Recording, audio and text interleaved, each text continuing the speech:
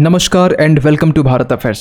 Recently China से एक बहुत बड़ी अपडेट निकल के आ रही है कि एक चाइनीज न्यूक्लियर वेसल्स ये साउथ चाइना सी में डॉक करने के दौरान ये डूब चुकी है। और ये बातें कह रहा है यूएस की एक रिपोर्ट, जिसमें साफ साफ ये कहा गया है कि चाइना का न्यूएस्ट न्यूक्लियर सबमरीन जो कि डॉक करने के दौरान ये डूब चुका है। और यूएस ऑफिसर्स ने इसे कंफर्म भी किया और कुछ सैटेलाइट इमेजेस जो जारी किए गए हैं, जो आप साफ इस इमेज में देख सकते हैं। और ये जो रिपोर्ट है ना, पहली बार द वॉल स्ट्रीट जर्नल में सबसे पहली बार ये आर्टिकल्स पब्लिश किए गए, जहां पर ये लिखा हुआ था कि China's newest nuclear submarine sank setting back its military modernisation. और इसके बाद में दुनिया भर के आर्टिकल्स इस पर यहाँ पब्लिश होना स्टार्ट होती है। CNN का आर्टिकल जहाँ पर सेम बातें लिखी होती है। और इंडिया में भी देखेंगे तो इंडियन मीडिया जो आर्टिकल्स हैं, यहाँ पर भी ये लिख रहा है China's newest nuclear submarine sank setting back its military modernisation. Actually यहाँ पर हुआ ये था कि आज से लगभग महीनों पहले चाइना की एक न्यूएस्ट न्यूक्लियर सबमरीन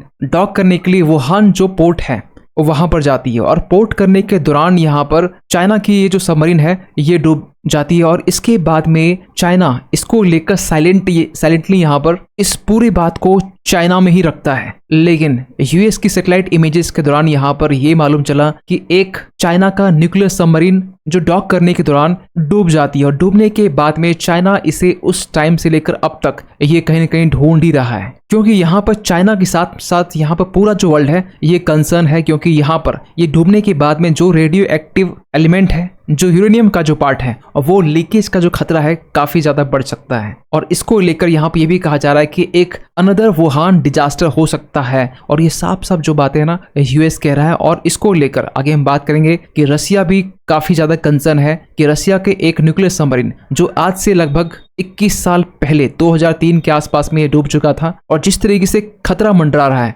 ये कहीं न कहीं एक दूसरा वुहान डिजास्टर हो सकता है। और चाइना भी इसको लेकर ना काफी ज्यादा डरा हुआ है कि अगर रेडिएशन लीक होता है तो ये एक न्यूक्लियर डिजास्टर भी बन सकता है पूरी साउथ चाइना सी के साथ साथ में इंडो पैसिफिक रीजन में। और ये चीजें चाइना के लिए काफी ज्यादा एम्बैरेसमेंट फील करवा रही है कि ये जो पूरी बातें हैं ये कैसे लीक होकर यूएस मीडिया तक पहुंच गई। और आज के टाइम में पूरी दुनिया इस पर बात करना चाह रही है। खैर, इसको लेकर चाइना की तरफ से कोई भी रिस्पॉन्स नहीं आया, लेकिन हाँ, चाइना यही कह सकता है कि यूएस का ये जो क्लेम है ये फॉल्स है, ऐसी कोई बात नहीं है। चाइना का कोई भी जो न्यूक्लियर सबमरीन वो सिंक नहीं है, डूबा हुआ नहीं है। क्योंकि चाइना की एक हिस्ट्री रही है कि चाइना, चाहे कोरोना वायरस की बात हो, चाहे अनदर कुछ ऐसी बातें, जो चाइना की जो इमेज है वो पूरे वर्ल्ड में खराब कर सकती है। इसको लेकर चाइना काफी ज्यादा कंसर्न होता है। और इसी को लेकर यहाँ पर रिसेंटली एक चाइनीज इकोनॉमिस्ट, इन्होंने यहाँ पर सी जिनपिंग को क्रिटिसाइज कर दिया और ये कहा कि चाइना की जो इकोनॉमी थी आज से कुछ टाइम पहले जिस तरीके से रन कर रही थी, आज हमें ये चीजें नहीं देखने को मिल रही। इतनी बातें बोलने के बाद में वो जो चाइनीज इकोनॉमिस्ट है वो अब लापता हो चुका है। पता नहीं ये जिंदा है या मर चुका है। खैर, आपको यहाँ पर एक बात और ऐड करना चाहते हैं कि कुछ इसी तरीके का जो एक इंसिडेंस है, क्या ये इंडिया में भी हुआ था? क्योंकि जब हम बात करते हैं 2018 के टाइम में, तो आपके दिमाग में एक इमेज आता होगा कि INS अरिहंत, इसका भी तो कुछ एक्सीडेंट सामने आया था। यस, और वो मामला कुछ इस तरीके का था कि यहाँ पर ये सिंक का मामला नहीं था। एक्चुअली यहाँ पर जो INS अरिहंत है उसका एक गेट ओपन होने के कारण जो वाटर है एंटर हो जाती है। लेकिन वो एक छोटा इंसिडेंस होता है, क्योंकि जो प्रोपल्शन चैम्बर होता है यहाँ से पानी एंटर करने के बाद में जो डैमेज देखा गया वो एक मिनिस्कल डैमेज देखा गया था। और उसके बाद में ये चीजें कहीं न कहीं सॉर्ट आउट की गई कि ऐसी कोई बड़ी दुर्घटना हमें देखने को नहीं मिली है। लेकिन अगर हम बात करें आज के टाइम में पूरे वर्ल्ड का लार्जेस्ट नेवी जो चाइना अपने पास में रखता है, 355 शिप जो आज के टाइम में चाइना के पास में है। अगर हम लास्ट 10 ईयर देखें ना, तो लास्ट 10 ईयर में चाइना जो वॉरशिप नेवी है वो 355 जो आज के टाइम में टोटल है,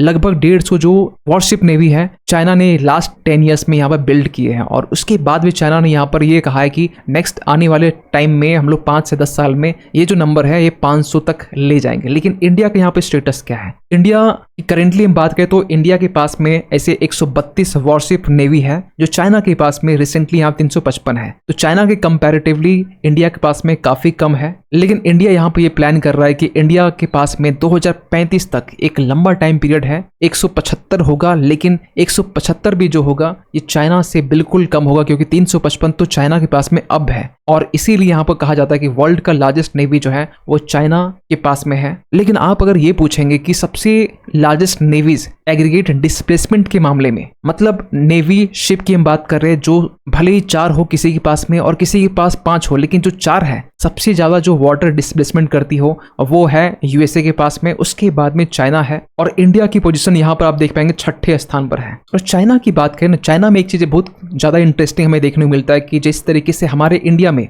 DRDO है जो मिसाइल्स टेस्ट करती रहती है, उस तरीके से यूएसए के पास में डार्पा है। इसी तरीके से चाइना में यहाँ पर कॉस्ट इंड है, मतलब कि commission for science technology and industry for national defence, जो काफी ज्यादा रिसर्च करती है और डिफेंस इंटीग्रेटेड प्रोग्राम में टेस्ट करने का काम करती है। और इसी को लेकर एक यहाँ पर अपडेट ये निकल के आया कि 2012 की हम बात कर रहे हैं, जब यहाँ पे एक टॉप साइंटिस्ट जो बेसिकली इन्वॉल्व था इंटीग्रेटेड प्रोग्राम में, जो चाइना के एक एयरक्राफ्ट कैरियर यहाँ पर एक एयरक्राफ्ट को लैंडिंग करवाना था, और इस साइंटिस्ट के ऊपर में काफ़ी ज़्यादा वर्कफोर्स, काफ़ी ज़्यादा दबाव था।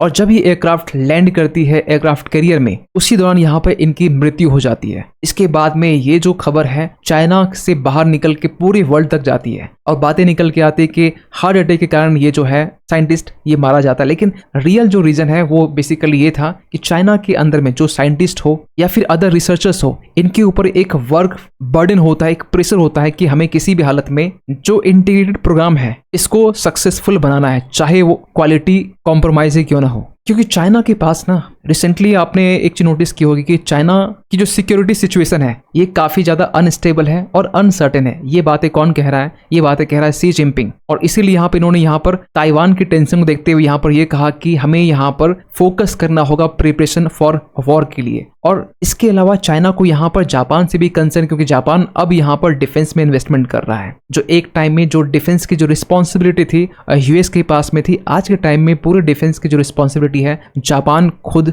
लिया हुआ और इस पे काफी ज्यादा इन्वेस्टमेंट भी कर रहा है। और रिसेंटली ये देखा गया कि जापान की जो सेल वॉरशिप है ये ताइवान स्ट्रेट में देखा गया, और ये पहली बार ऐसा हुआ है कि जापान की जो नेवल शिप है ये चाइना और ताइवान के बीच का जो स्ट्रेट है ताइवान स्ट्रेट यहाँ से गुजरी है। और ये फर्स्ट टाइम हुई है और कहा जा रहा है ये हिस्टोरिक फर्स्ट है, जिसके कारण आज के टाइम में शी जिनपिंग इसको लेकर काफी ज्यादा कंसर्न है। लेकिन एक सवाल अगर आप पूछते हैं कि ऐसा क्या दुनिया में कोई भी और न्यूक्लियर सबमरीन है जो पहले भी सिंक हो चुका है, तो आज से लगभग हम 21 साल पहले हम जाते हैं, 2003 की हम बात कर रहे हैं, जब रशिया के एक न्यूक्लियर सबमरीन वो स्क्रैप कर जाती है। सेवेज करने के दौरान आपको बताना चाहते हैं कि रशिया का K159 जो न्यूक्लियर पावर्ड सबमरीन है ये इनके जो कल पुर्जे होते हैं, क्योंकि ये जो सबमरीन है 1960s के से लेकर ये ऑपरेशन में थी, और उसके बाद में जब इसके जो पार्ट्स है जब हटाने का वक्त आया तो उसी वक्त ये जो शिप है, ये जो सबमरीन है वो डूब जाती है। और 2003 से लेकर अब तक रशिया काफी ज्यादा कंसर्न है, चिंतित में है कि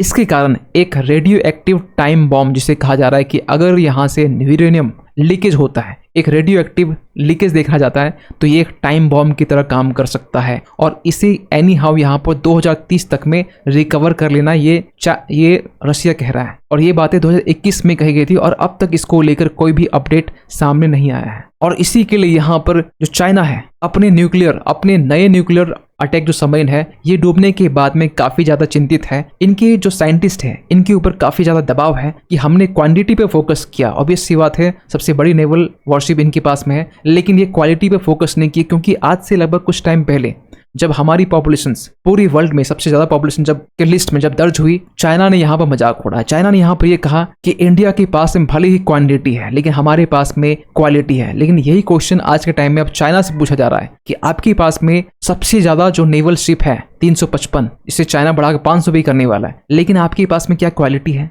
एक न्यूएस्ट न्यूक्लियर सबमरीन अगर ये डूब जाती है तो एक क्वेश्चन मार्क क्रिएट होता है होप कि इंडिया में ऐसे जो न्यूज है वो सामने निकल के नहीं आ रहे हैं। भले हमारे पास में न्यूक्लियर सबमरीन बनाने में 1 साल और लगे, 2 साल और लगे, लेकिन वो क्वालिटी वाले होने चाहिए, नॉट मेड इन चाइना। खैर, आप क्या सोचते हैं इस पूरे अपडेट को लेकर कमेंट कीजिएगा। और जाते जाते एक क्वेश्चन आप सभी के लिए कि हाल ही में यहाँ पर रिसेंटली एक लोवी इंस्टीट्यूट की तरफ से, जो कि ऑस्ट्रेलिया बेस्ड ये इंस्टीट्यूट है, इनकी तरफ से एक इंडेक्स रिपोर्ट 2024 जो है, यानी कि हम ये कहें कि एशिया पावर इंडेक्स रिपोर्ट 2024 ये जारी की गई। आपको बताना ये है कि इसमें इंडिया का रैंक क्या है, क्योंकि यहाँ पर इंडिया का जो रैंक है वो अच्छा माना गया है, अच्छा पोजीशन पे है। आपको बता दें कि जापान रशिया को बीट करते हुए 3rd किस पोजीशन में है, आपको ये बताना है। आपके पास में ऑप्शन है सेकंड, थर्ड, फिफ्थ, सेवंथ, क्योंकि यहाँ पर जो फर्स्ट और सेकंड है ये बेसिकली यूएसए है, इसके बाद में चाइना है, और यहाँ आपको बताना है इंडिया की पोजीशन क्या है। आई होप कि इस क्वेश्चन के एक्सप्लेनेशन में मेरे मुंह से आंसर निकल चुका है, लेकिन आई होप कि इसका आंसर आप देंगे। खैर, मिलते किसी अगले वीडियो में, तब तक के लिए थैंक यू सो मच।